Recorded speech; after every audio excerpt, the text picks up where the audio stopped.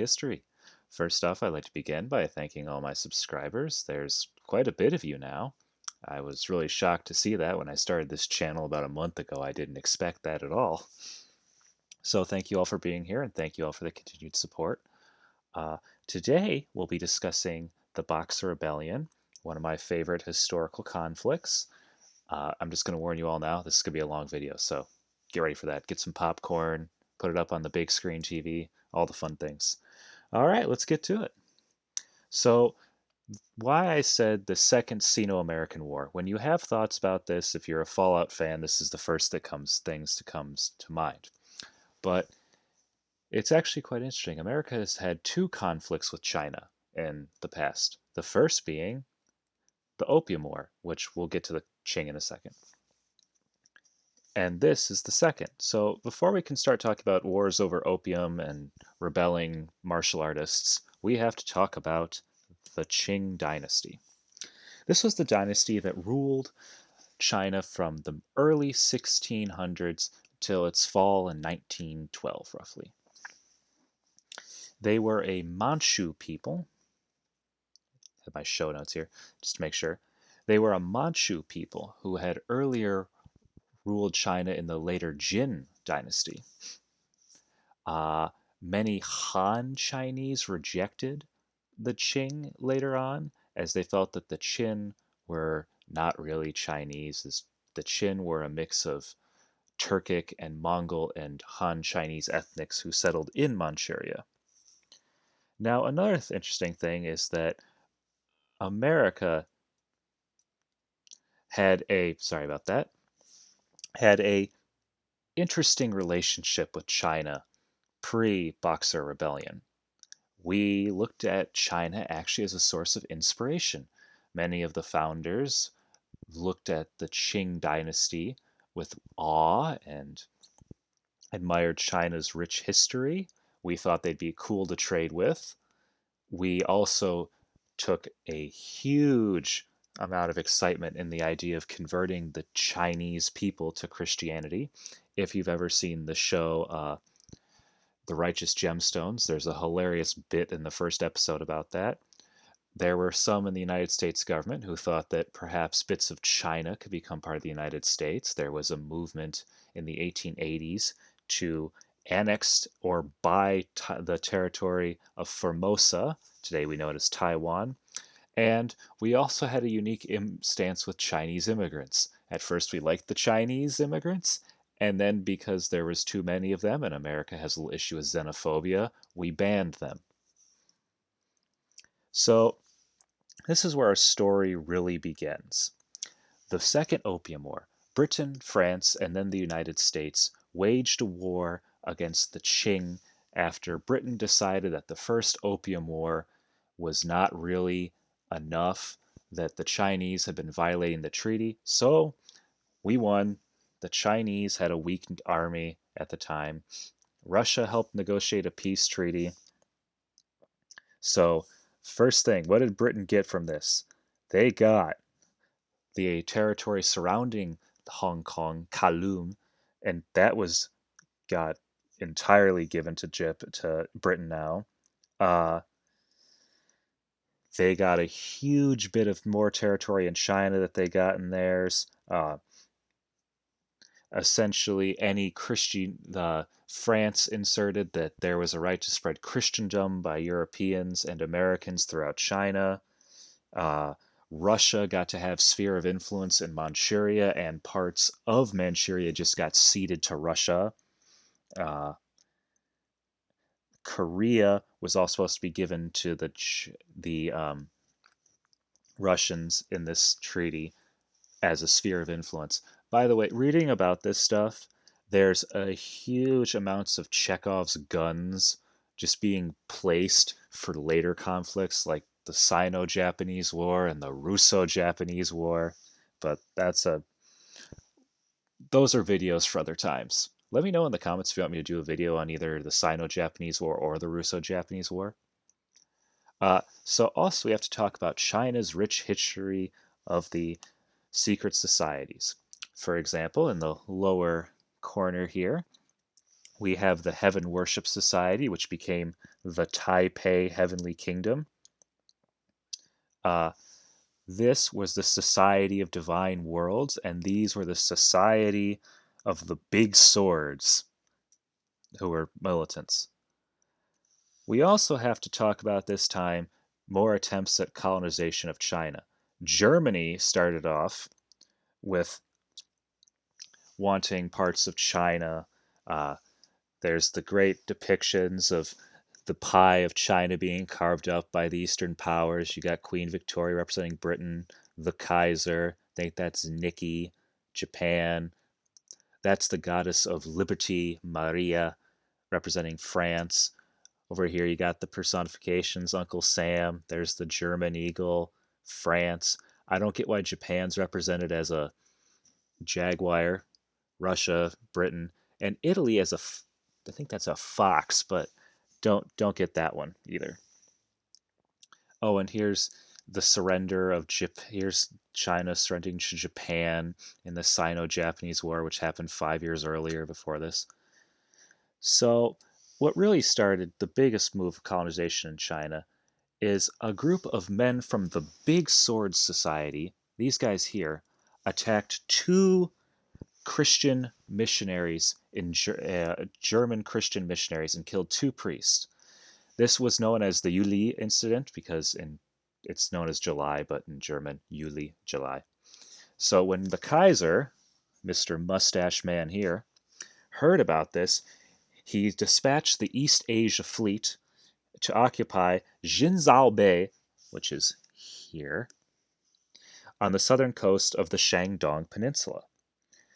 As retribution for this killing, Wilhelm decided that two priests was worth all of a huge amount of terror. This entire area was to be ceded to Germany as reparations for that.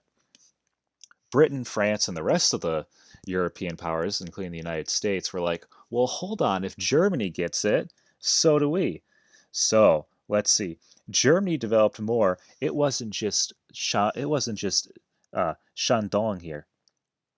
That's I'm saying that right. I really hope it. Shandong here. They wanted everything from the Great Wall all the way up here to.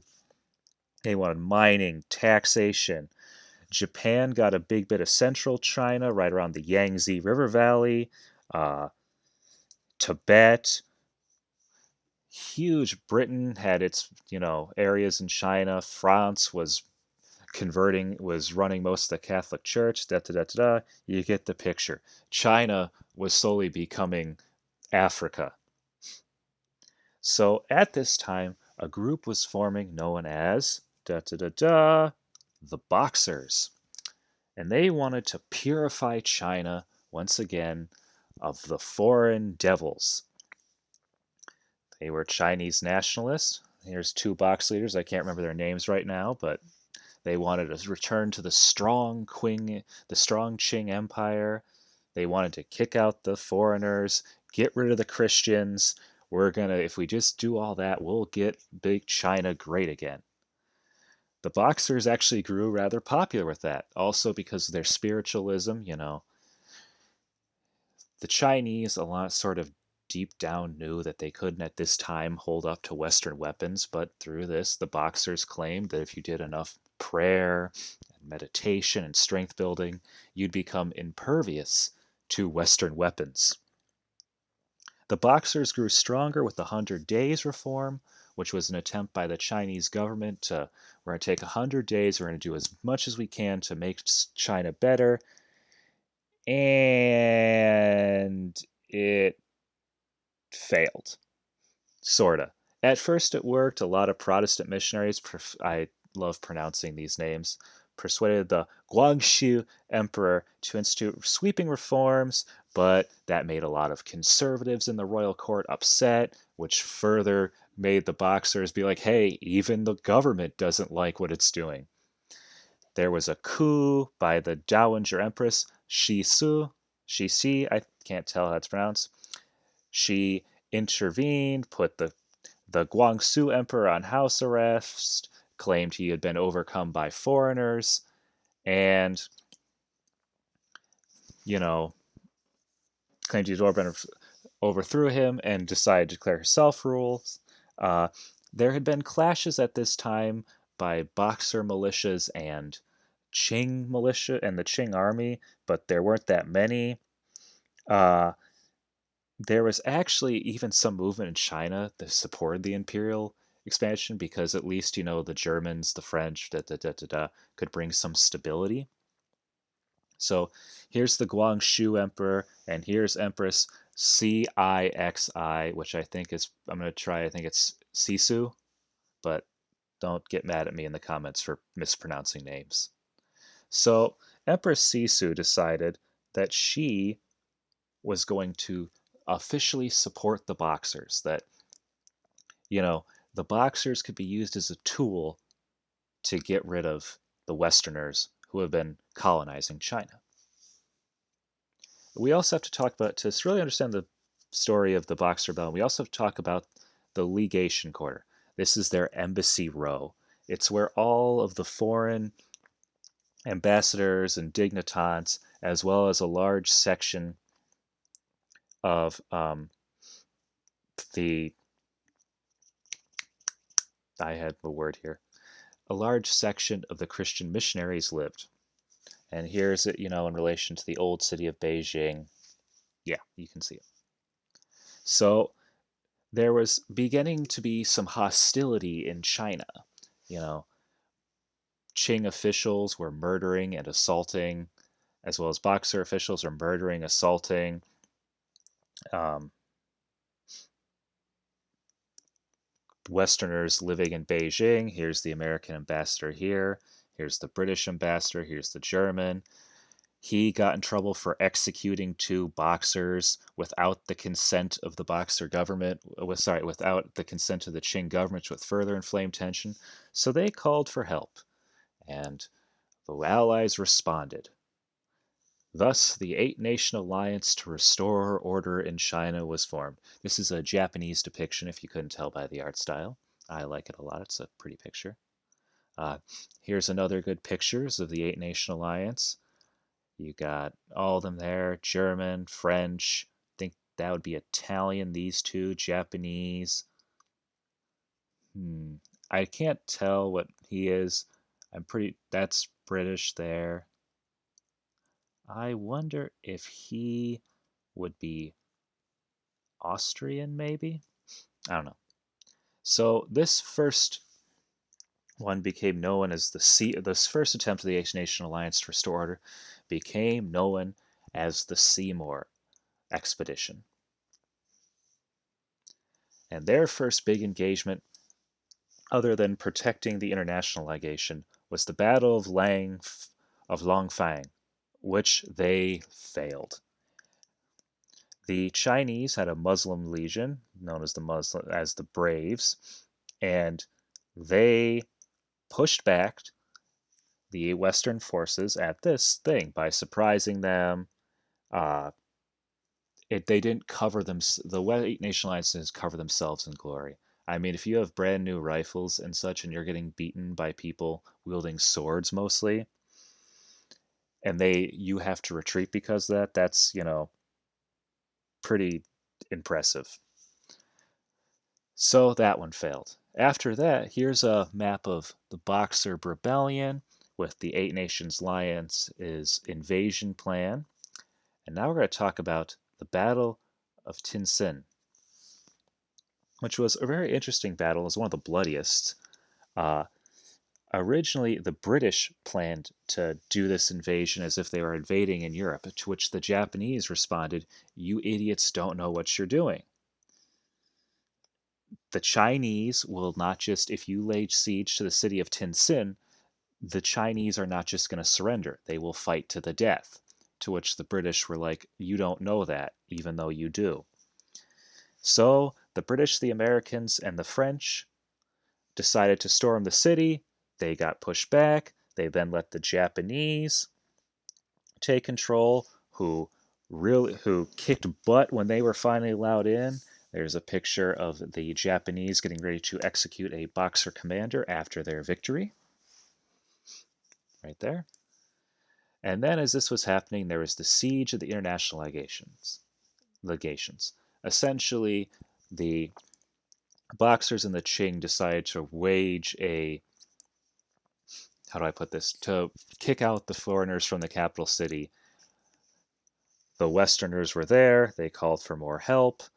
There's there was some bits of atrocity, killing of unarmed prisoners by the Eight Nation Alliance. They torched a couple of temples, claiming that they were to pagan heathenistic gods, so it was okay. Uh, there was the Battle of Beijing after this, after to go and relieve the troops in the international quarter. Here is the storming of the capital of the Beijing. There's the Americans, there's the British, there's the Japanese storming in. General Chaffee, famous man, made his stint in the Boxer Rebellion. Here is the route the Eight Nation Alliance took to Beijing. After this, at the same time, Russia was retaking its territory in Manchuria and actually being quite successful. Other than a few minor hiccups, they easily pushed the Qing out of Manchuria and put down the Boxer Rebellion in their territories in Manchuria. So at this all end, the Boxers sort of fell apart and disbanded. The Qing continued to weaken. China's imperial possessions would get much stronger in the First World War. There was a whole thing about Japan raiding German possessions in China. The great powers continued their role. America was finally getting considered to be a great power. We were being able to project force around the world at this time. Here is, how everything looked after the Boxer Rebellion. You can see where things were being occupied, where various groups had their sphere of influence. This is a big one right here. Here are troops of the Eight Nation Alliance in the Forbidden City, right up next to the Imperial Palace. So anyways, thanks for watching. I hope to see you again soon. Please like, comment, and subscribe. And if you're feeling generous, share the video with a friend. Bye. See you soon.